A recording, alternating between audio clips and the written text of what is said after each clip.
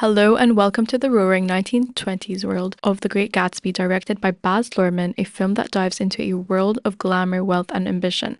This movie is a timeless classic that explores the depths of human desires, the pursuit of the American dream, and the tragic consequences of the obsession with wealth and social status. The Great Gatsby is a pivotal demonstration of the corrupting powers of wealth and the repeated idea of chasing the American dream.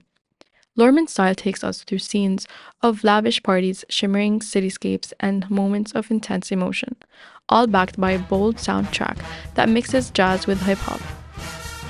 The soundtrack of Baz Luhrmann's The Great Gatsby plays a crucial role in bringing the film's lavish visuals and emotional depth to life. Composed by Craig Armstrong, the score blends classical orchestral music with modern genres including hip-hop and electronic elements, creating a dynamic contrast between the roaring 20s and contemporary sensibilities. Armstrong's innovative use of music enhances the film's themes of love, ambition, and disillusionment, making the soundtrack an essential companion to the visually stunning world Luhrmann creates. Armstrong has composed a beautiful score for the film, capturing the heart of Jake Gatsby and Daisy Buchanan and the tragic love story that unfolds. The score was recorded at Air Studios, London, and features collaborations with the XX and Lana Del Rey. Today, we'll be unpacking three sequences of the film: the party scene, Gatsby's grand entrance, and Young and Beautiful. Set in the Jazz Age in New York, writer Nick Cataway tells a story during the spring of 1922. Nick lived on Long Island, and across the water is his cousin Daisy and her wealthy husband Tom. During a visit, he meets one of Daisy's friends, Jordan Baker. He finds out that his cousin's marriage might not be what it looks like on the outside. After visiting them, on his way back, he sees his neighbor, Jay Gatsby, alone, reaching for a green light at the end of the dock. Now Nick wanted to learn more about his neighbor. During one of Gatsby's many parties, Nick was determined to find out more about Gatsby, but no one knew anything other than a few theories. As Nick digs deeper, he finds out that Gatsby and Daisy had a past relationship and that he was here for her. As they become closer again, things become more difficult and relationships are put to test. The first scene is the Gatsby's grand entrance. Nick shows his anticipation towards Gatsby's arrival as his neighbor by talking eagerly.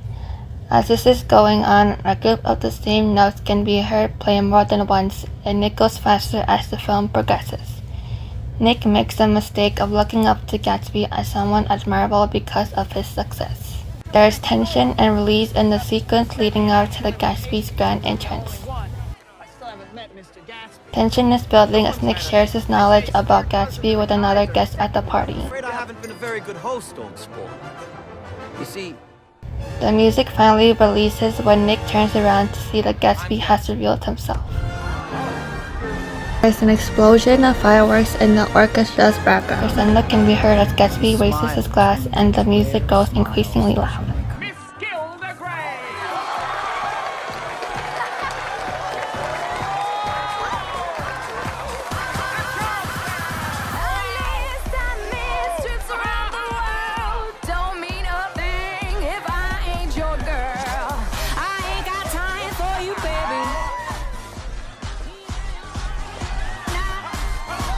Mr. Gatsby. Hey, sweet baby. Come on. One of the most prominent features of the soundtrack of The Great Gatsby is the use of a blend of contemporary music and music of the Jazz Age. Towing the line between new and old is difficult, and when done poorly can really affect the viewer's experience. A good example of this is one of the party scenes where Fergie, Q-Tip, and Goonrock's A Little Party Never Killed Nobody plays in the background. The scene makes the song diegetic, as if the people in the scene are dancing to it. However, violin players and a pianist are shown, instruments that are not present in the song. The conflict in instrumentation that is visualized on screen compared to what the audience is hearing takes one out of the era. The film is set in the Jazz Age, and the mise-en-scène elements, such as the set and costumes, reflect this. It is an iconic era that the audience is very familiar with, including the music of the time. So when this modern song plays at the party, the audience is taken out of the realism of the scene and the historical accuracy. Especially because it looks as though the characters in the film are hearing the song, there becomes a sense of confusion. The intertwining between time periods is unsuccessful in the scene.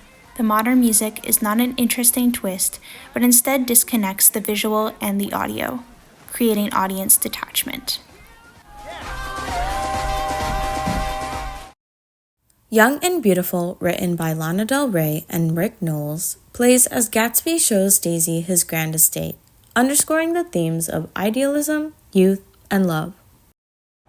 The song's tempo is slow and melancholic, aligning with the dreamlike quality of Gatsby and Daisy's rekindled romance. Lana's lush vocal timbre and the orchestral instrumentation of strings evoke a sense of nostalgia, capturing both Gatsby's longing and Daisy's conflicted emotions. The song's lyrics, "Will you still love me when I'm no longer young and beautiful?" mirror Daisy's internal doubts and Gatsby's desire to freeze time, reflecting the idealism in their love and the fragility of beauty. Here, the song operates as non-diegetic, framing the scene from Daisy's emotional perspective and setting a somber tone that foreshadows the tragic limitations of their dreams. Okay, you ready for your close-up?